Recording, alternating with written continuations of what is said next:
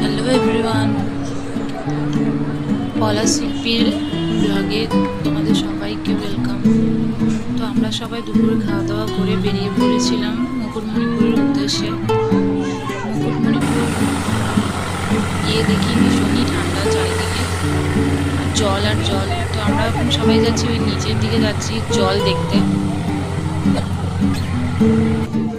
চারদিকে বেশ পিকনিক একটা আমেজ, প্রচুর বাইরের থেকে লোকজন এসে পিকনিক করতে। তো আমরা এখন যাচ্ছি ওই বোটগুলোর দিকে। এখান থেকে দারুণ লাগে দেখতে, দারুণ, ভীষণ সুন্দর চারদিকটা। মুকুটমণিপুর যতবারই আসি না কেন মনে হয় যে আরও আসি বা বারবার দেখি, এরকমই একটা জায়গা মুকুটমণিপুর। তো আমরা এখানে সবাই একটু ফটো তুলে নিলাম, এরপর চলে গিয়েছিলাম দোকান দিকে। দোকান মনে বলছিল মা কিনে দাও। তো দেখছিলাম চারদিকে যে কি কেনা যায়।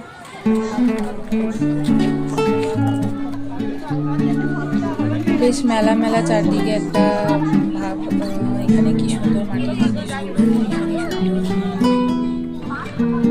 এরপর আমার মেয়ে চেপে গেল বাইকে, বাইক চালাবে। তো আমরা দুজনে হাঁটছি দুজনে মিলে।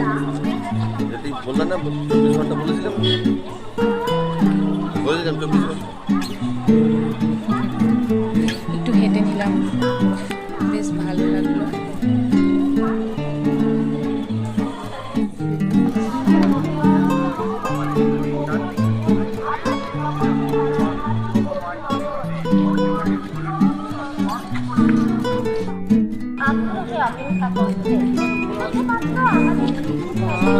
দারুণ, খুব সুন্দর এখানটা না, দারুণ লাগে। খুব ভিড় ছিল মুকুটমণিপুরে। তো দেখো এখন সন্ধে হয়ে গেছে। তো আমরা এখন একটু কিছু কেনাকাটা করে নিলাম, তারপর চলে গেলাম ওখানে একটু ডিনার করতে। ওটা মুকুটমণিপুরের সামনেই। তো এখানে নিয়েছিলাম ভেজ পকোড়া। রাতে ডিনারটাও আমরা করেই নিলাম। আর ছিল ফিশ ফিঙ্গার আর মাটন নিয়েছিলাম, ভাত ছিল, মশলা কুলচা ছিল, চিকেন তন্দুরি ছিল। মার বাবা চিকেন খায় না, তো ওই জন্য মার বাবার জন্য মাটন নিয়ে নিয়েছিলাম।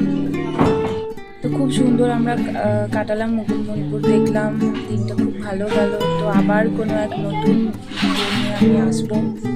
ততদিনের জন্য তোমরা ভালো থেকো, সুস্থ থেকো। এটা কি পিৎজা?